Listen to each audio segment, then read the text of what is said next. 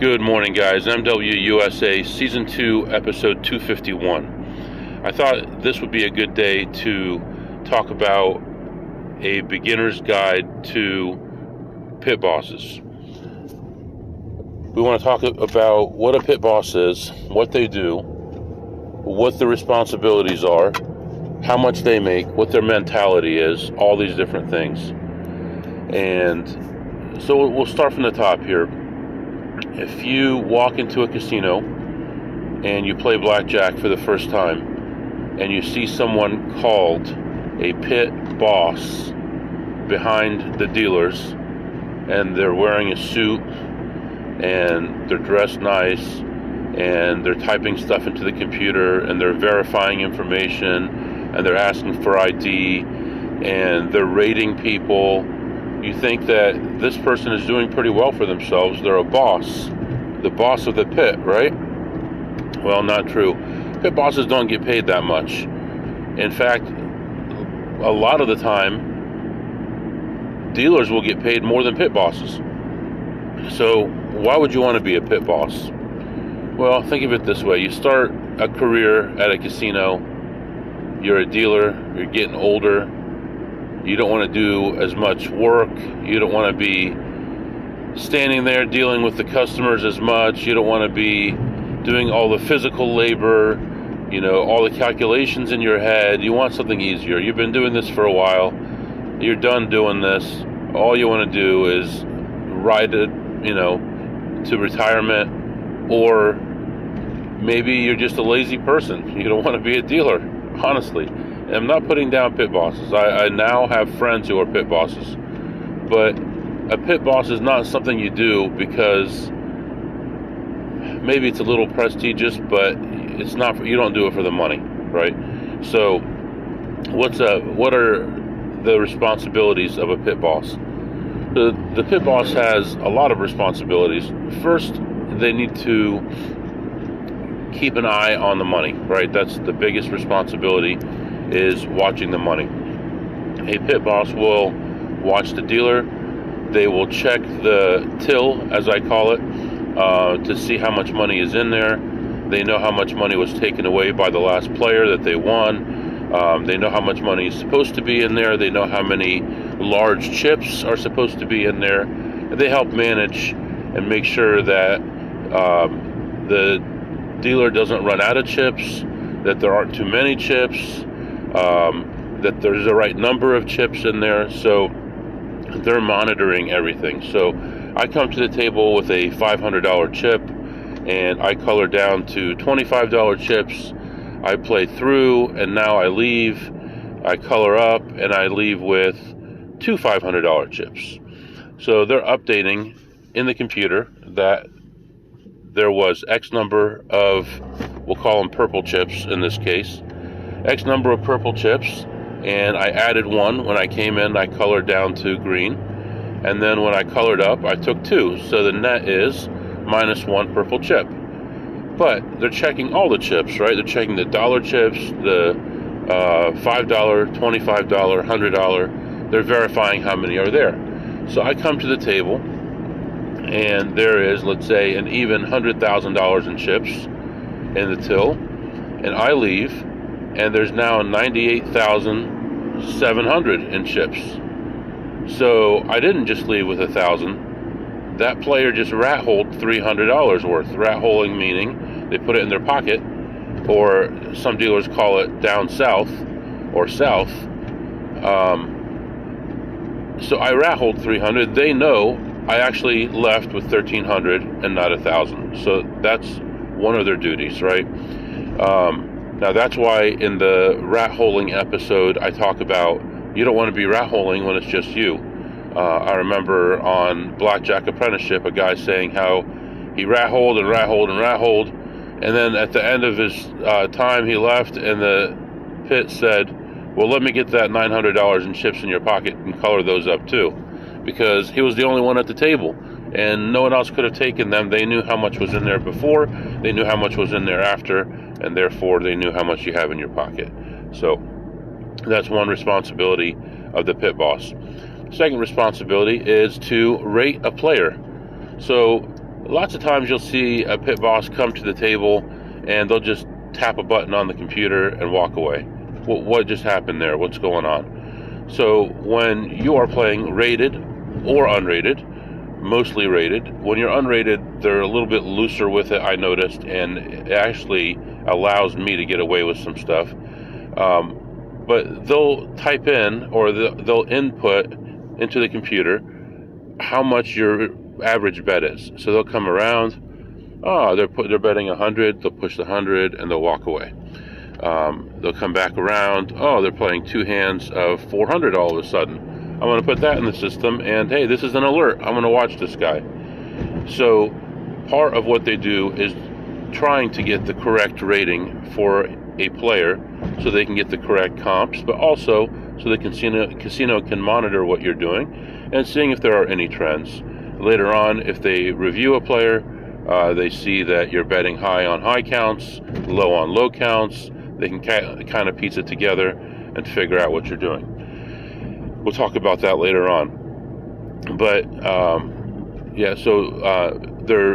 the other part is rating you properly. They want to know how much your average bet is so that they can properly give you comps, correct?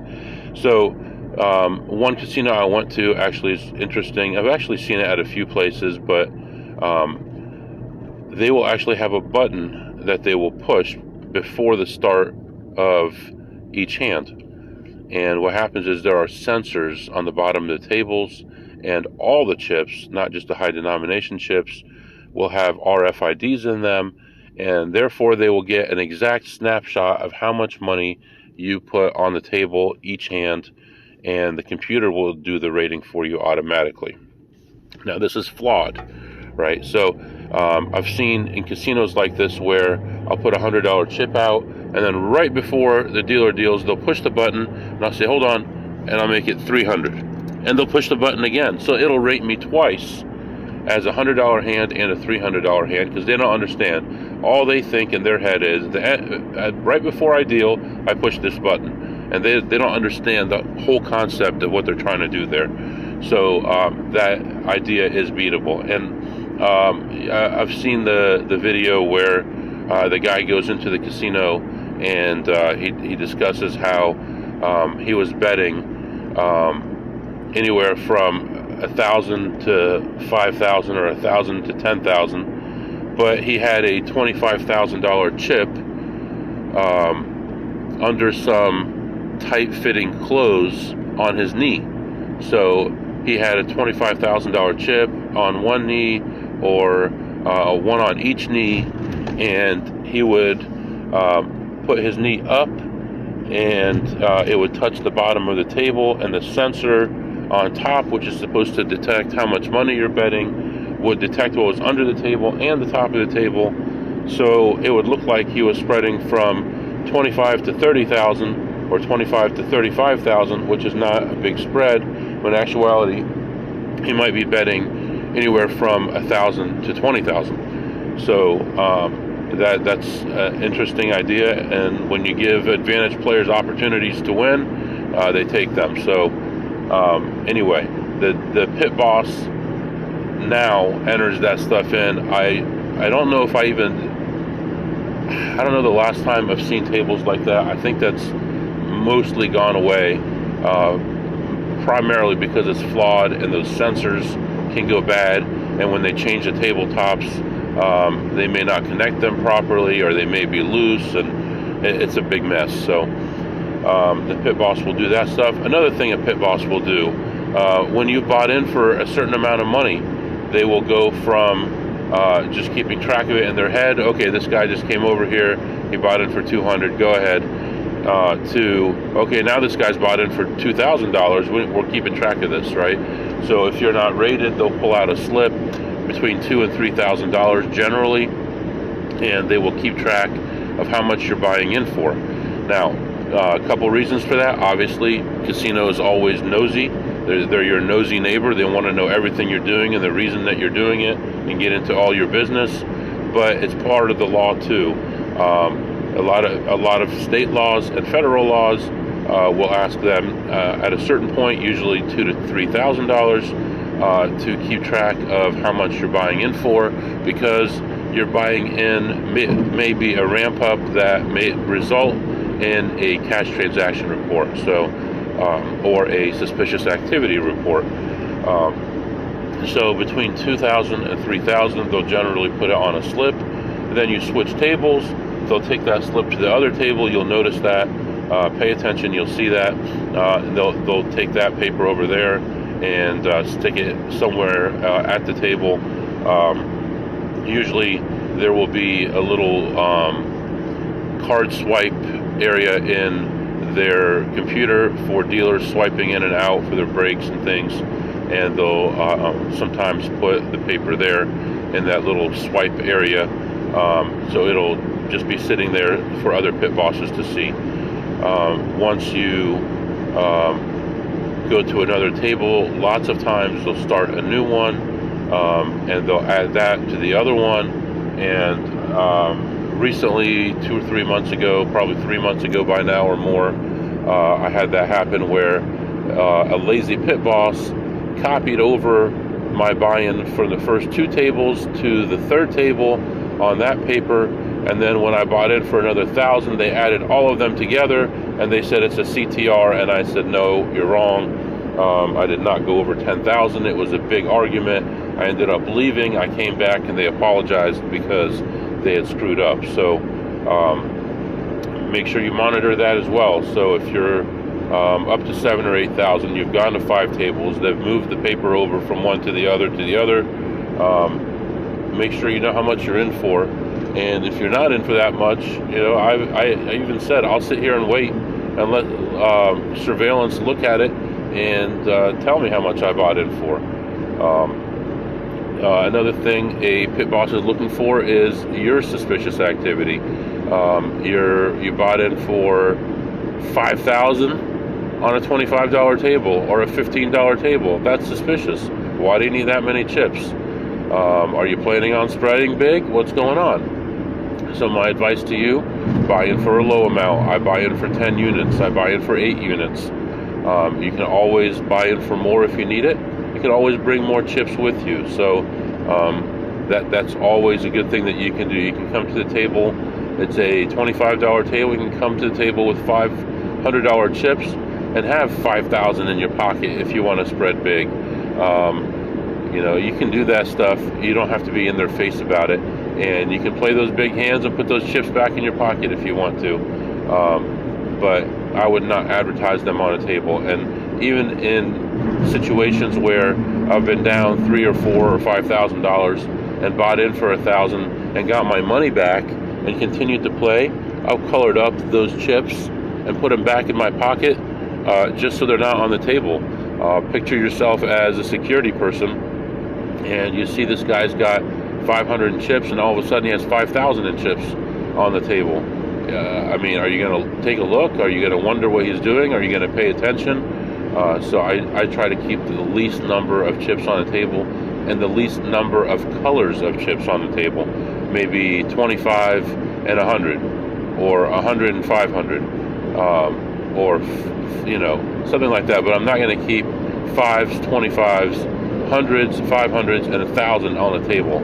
If that's a little too much, that's going to bring you attention. So a pit boss is going to pay attention for unusual behavior, and he's going to monitor you, or she's going to monitor you for that unusual behavior. What else? They're going to be handing out comps.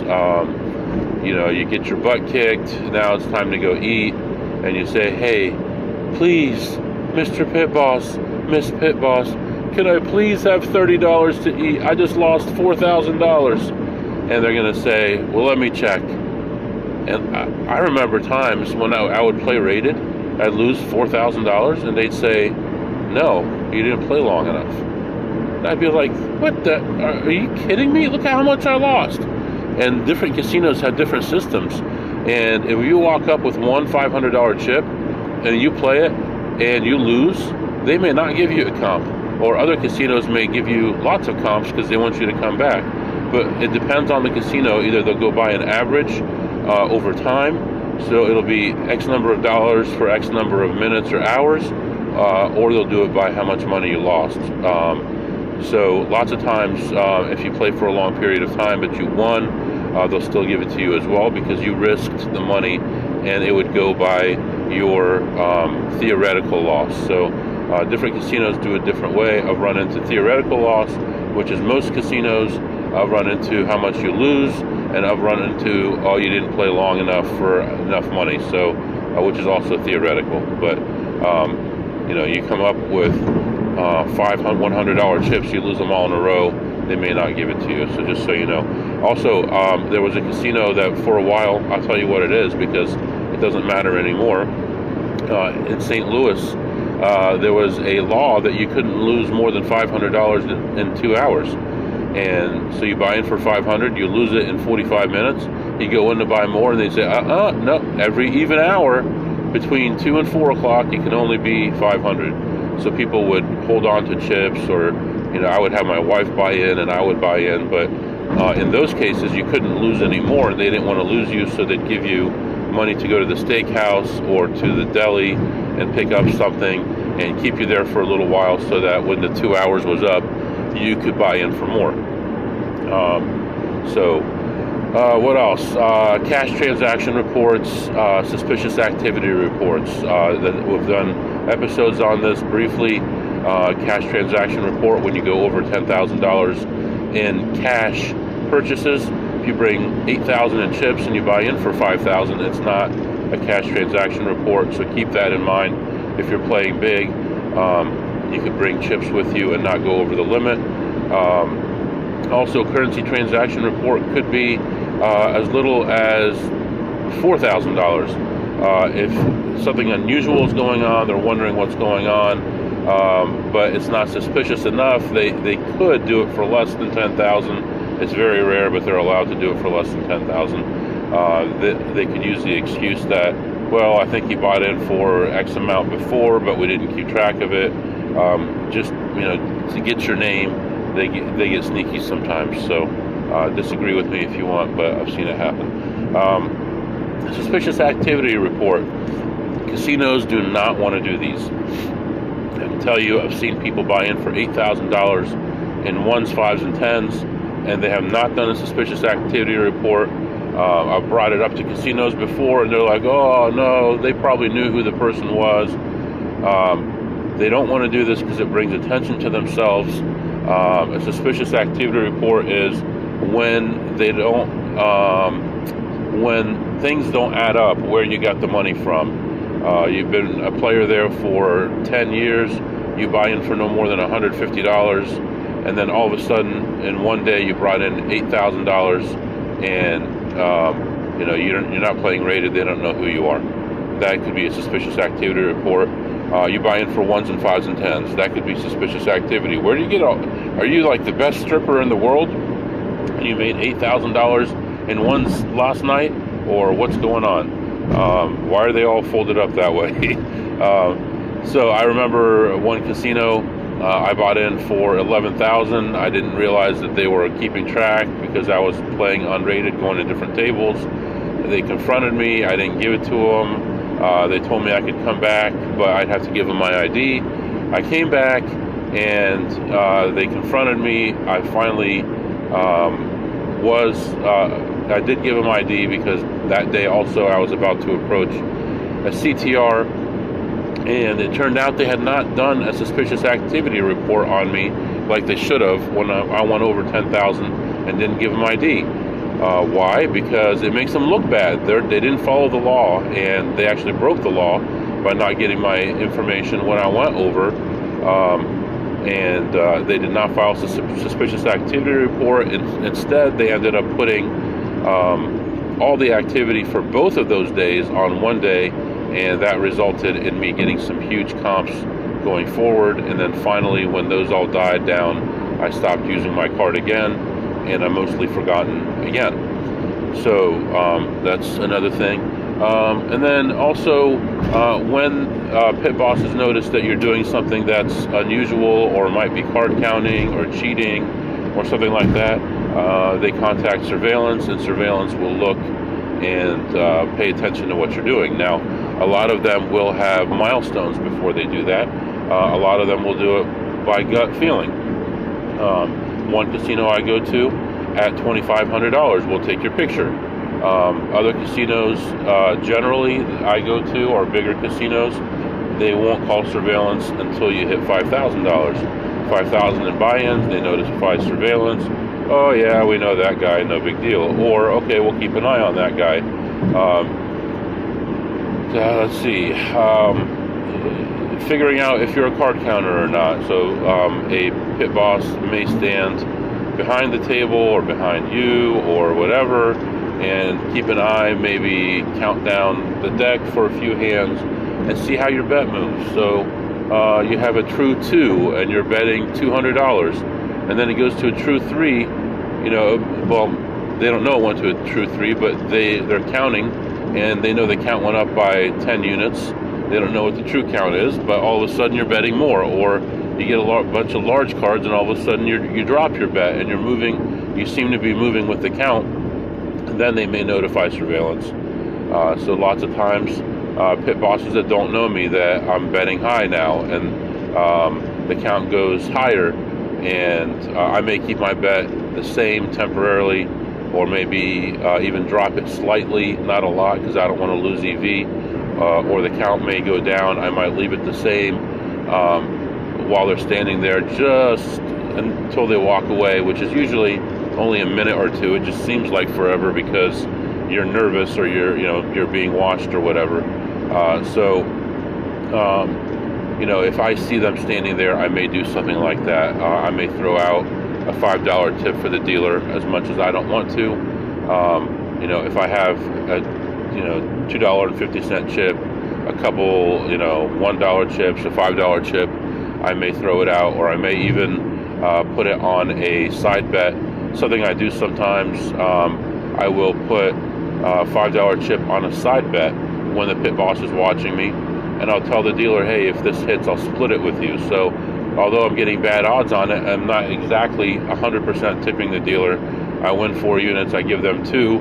I'm keeping something. I'm not giving away 100% like a regular tip would be. So, and then a pit boss is keeping things running properly.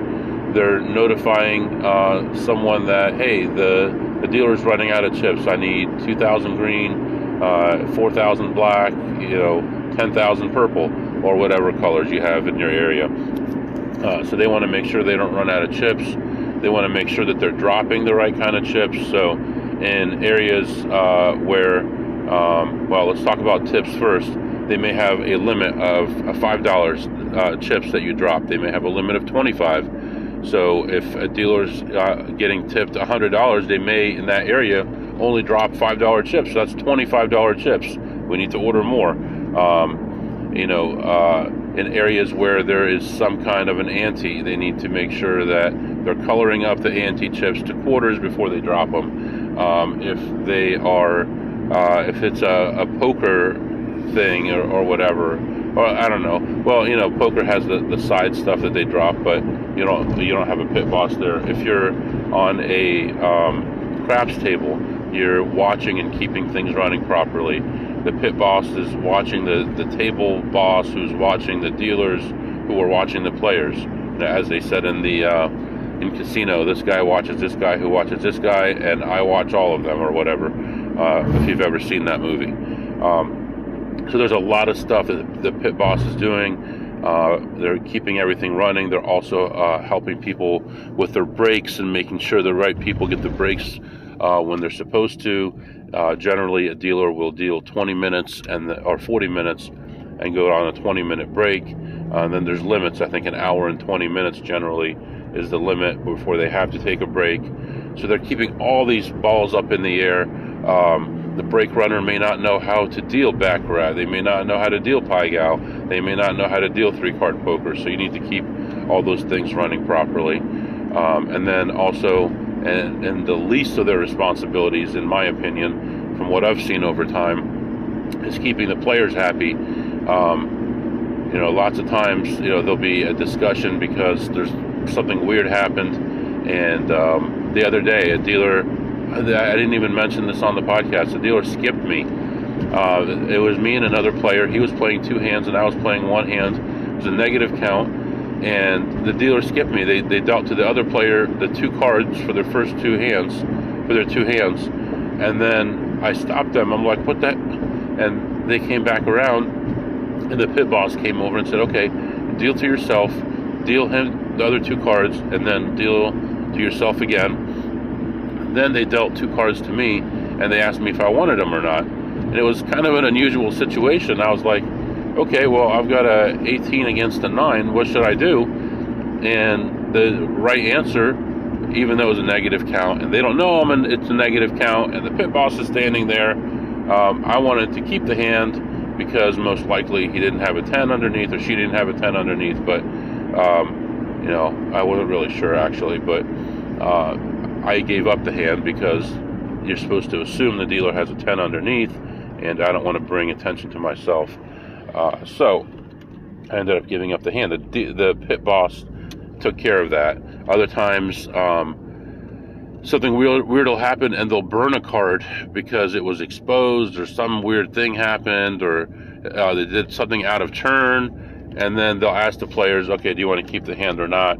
And sometimes after something unusual happens like that, some aces will come out, and the dealers will be upset, and they'll say, hey, I would have had a blackjack, what's going on? And the pit boss is responsible for fixing all that stuff. I mentioned earlier about cash transaction reports and things like that. And like I said, I don't have notes for this, so things may be a little bit out of order, but the pit boss is responsible for making sure when you buy in, it's the correct amount. They'll say, change 500, and then they'll look over and they'll make sure that it's 500 on the table, and then they'll let you have your chips. So they'll verify it, let you have your chips, and that's the point when the pit boss will enter it into the computer or put it on the card, and that way they can keep track of your play, or how much you're buying in for, all that kind of stuff. So lots of times I notice that pit bosses are lonely people. They don't get paid very well. Most times in my area, they're getting paid 50 or 60,000, and lots of times the dealers will get paid more than them. Being nice to pit bosses, being friendly with pit bosses, talking to pit bosses, waving to pit bosses, smiling to pit bosses is all things that I do because I feel it's important. I feel you can make money by doing that. I feel that you can have longevity in a casino by being friendly to your pit bosses. And even the pit bosses that run breaks for other pit bosses, you want to try to be friendly to those people as well. You don't want to be rude. Obviously, you don't want to bring attention to yourself, but you want to smile and you want to have a little joke here and there. And sometimes pit bosses are assholes, to be honest, but we do our part. We do everything that we can to give ourselves the best chances of winning money. And part of the positive EV that you can have is having a good relationship with your dealers and your pit bosses, even your waitresses. So, and then, overall, everything that I'm telling you is just my experience. Like I said, it's off the top of my head here. It's just things that I've experienced, and it may not be exactly right in your area. Obviously, you're going to need to learn how things work in your neck of the woods, in your country, in your city, and there may be some local laws that are a little bit different. So don't be frustrated if they ask you for ID earlier, or if some part of the procedure that I just gave you doesn't follow exactly. Be as friendly and nice as you can. Remember, you don't have to turn over ID ever. They are not the police. You are not breaking the law. You don't have to turn your ID to the police unless you're breaking the law. So be mindful of what your rights are and know when it's time to leave. It may be that you did nothing wrong. They just want to know who you are so they can back you off, put you in the computer, and put you in some biometrica or something like that. And obviously know what your rights are. And as long as you're being friendly and things like that, even if you decline and you say, no, I don't want to give you that information, and you walk away, then you're not going to be as memorable as making a big deal and saying, no, I don't want to give you that. Just remember, a pit boss is just doing their job for the most part, and they don't want trouble. And lots of times they're afraid to confront players. So be mindful of that as well.